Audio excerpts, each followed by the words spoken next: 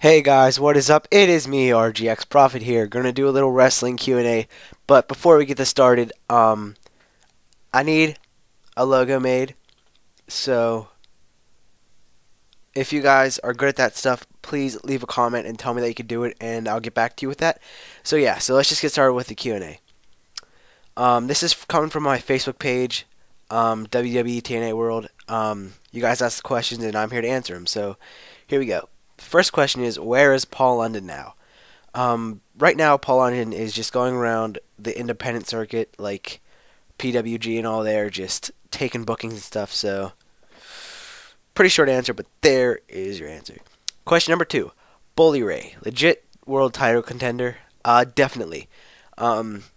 He's proved his worth throughout his career, and he showed that he can actually be a great single star. Devon, as we know, is gone from TNA now, so we can't see him there anymore, so there's almost no chance of Team 3D getting back together, so that is pretty bad, but, I do see Bully Ray as a legit world title contender. If Hardy wasn't basically threatening to leave to WWE, I believe that Bully Ray would have won the whole thing. So, that's where I stand on that, so that's a yes from me. The next question is, do you see a Triple H and Lesnar 2 at WrestleMania 29? And do you see Lesnar in the WWE after WrestleMania 29?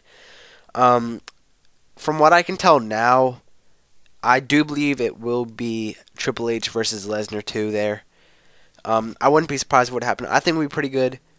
Because I know Lesnar Triple H at SummerSlam was pretty damn good, if I do say so. So yeah, I do think they will, and I do think he'll be there after WrestleMania 29. Because maybe, just maybe, WWE can pick up Dave Batista, and they can have the long-awaited feud between Brock Lesnar and Batista. I know that they were very, very close to signing Batista at WrestleMania 28 time, but Batista did not accept the contract, I guess, but Brock Lesnar did, and that's why he came back the next day. So, I definitely see that happening. So, stick with that, and let's pray. Next question. Do you think we'll ever see Ryback versus Tensai? I hope to God not. I do not like Albert's new gimmick. I really hate it. I like Ryback. I really do. I really, really like Ryback a lot.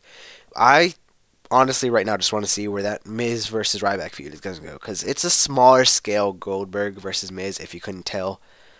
So, I wouldn't want to see that, not at all.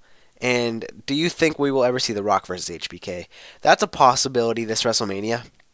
I know that would be a big draw. I would love to see it. I'd be pulling for Shawn Michaels, though. But, I think we actually could. Maybe this year, if not this year, then next year for sure. Yeah. Okay, do you think Zack Ryder will win another title? If not, do you think he will at least get a push? If anything, I could see him winning the U.S. Championship, or maybe forming back with Kurt Hawkins, maybe, and going for the tag team titles again. Do I see him getting a push? Yeah, maybe not within the next couple months, but yeah, I can see it happening, but not too soon, but not too far away. You know what I mean? So that's the yes from that. When is Sheamus going to lose his title, and who will beat him and when? I'm going for Survivor Series, and I think that Del Rio is going to lose again. I think it's going to be going to Del Rio again. But then Dolph Ziggler goes and cashes it in and wins it from him. Either way, I just see him losing it before or at Survivor Series. And whenever it happens, it'll be because of Dolph Ziggler. Or ADR would beat him, and then Dolph Ziggler cashed on him. So whenever he loses it, Dolph Ziggler is going to be the new champion. So just throwing it out there. When do you think The Undertaker will come back, and who will be his opponent at WrestleMania? I think he's going to come back at Survivor Series, because that's where all the rumors are going around for. So that's what I say. And who will be his opponent at WrestleMania? I am going to go with John Cena right now, because I know that it's either between The Rock, Brock Lesnar, and John Cena. And as we all know, John Cena is going to be the one picked, because The Undertaker is given the chance to pick who he wants to face. So, I'm guessing he's going to go with John Cena, but, who knows? whoever isn't facing Undertaker out of those three, the last two remaining will have a feud for WrestleMania. So, yeah, that I hope that didn't spoil too much for you guys. And I know this is weird, but I'm mad about Survivor Series. It was supposed to be held here in Pittsburgh, but there's a Steelers versus Ravens game on, and that pushed Survivor Series to wherever the hell it's going to be now. So I'm actually pretty pissed off about that. But I'm sure Pittsburgh will get a pay-per-view next year. We deserve it. Because I know that you guys are going to say a lot about this, but Pittsburgh actually does have the best sports crowd in the world. I think it's rated like number 3 or in the top 5 in the whole world. So just more the reason we deserve like a pay-per-view, if not a WrestleMania. Because the last pay-per-view we had here was Bragging Rights. And it's not that bad. I mean, it was in 2009, though. So I just think we deserve another one. Okay, here's some more. We'll Cena break Flair's record in most titles. Yeah. I'm not happy about it, but yes. Of course he will. He is WWE's poster boy. Why wouldn't they do that for him? They're going to push him until he literally, physically can't compete anymore. And when that happens, probably be a commentator. Or probably be like a general manager and he'll stick around forever. Or maybe, if we're lucky, he will drop off the face of the earth. Okay, whatever happened to the 1-2-3 kid? I'm not exactly sure. I know he was competing in Chikara, was it? The King of Trios tournament with 2 other guys. I can't remember who, but they were competing for Team WWF. I'm pretty sure he was one of them. I'm not sure, so don't quote me on that, but go look it up, and yeah, I think I'm right, but I don't know. Will TNA beat WWE one day? Yes.